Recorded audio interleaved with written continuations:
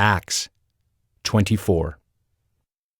And after 5 days the high priest Ananias came down with some elders and a spokesman, one Tertullus. They laid before the governor their case against Paul.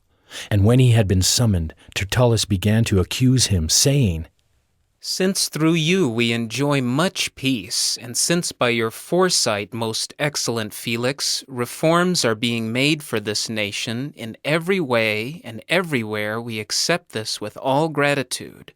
But to detain you no further, I beg you in your kindness to hear us briefly.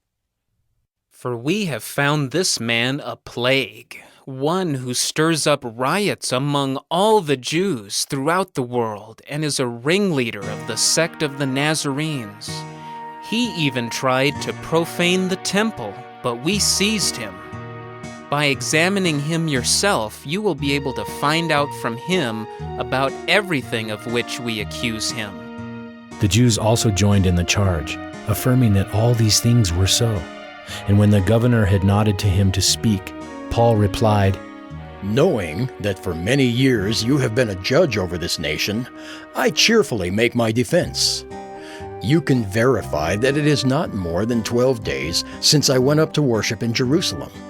And they did not find me disputing with anyone or stirring up a crowd, either in the temple or in the synagogues or in the city. Neither can they prove to you what they now bring up against me.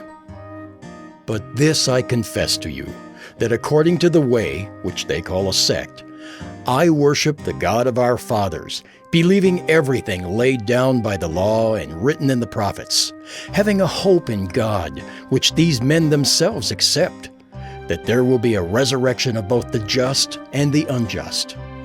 So, I always take pains to have a clear conscience toward both God and man.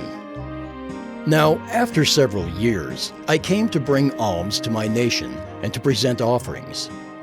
While I was doing this, they found me purified in the temple without any crowd or tumult.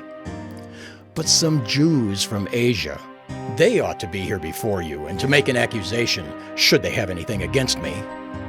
Or else, let these men themselves say what wrongdoing they found when I stood before the council, other than this one thing that I cried out while standing among them. It is with respect to the resurrection of the dead that I am on trial before you this day." But Felix, having a rather accurate knowledge of the way, put them off, saying, "When Lysias the tribune comes down, I will decide your case."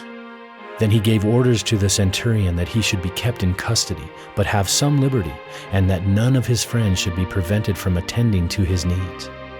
After some days, Felix came with his wife Drusilla, who was Jewish, and he sent for Paul and heard him speak about faith in Christ Jesus. And as he reasoned about righteousness and self-control and the coming judgment, Felix was alarmed and said, "Go away for the present. When I get an opportunity, I will summon you." At the same time, he hoped that money would be given him by Paul. So he sent for him often and conversed with him.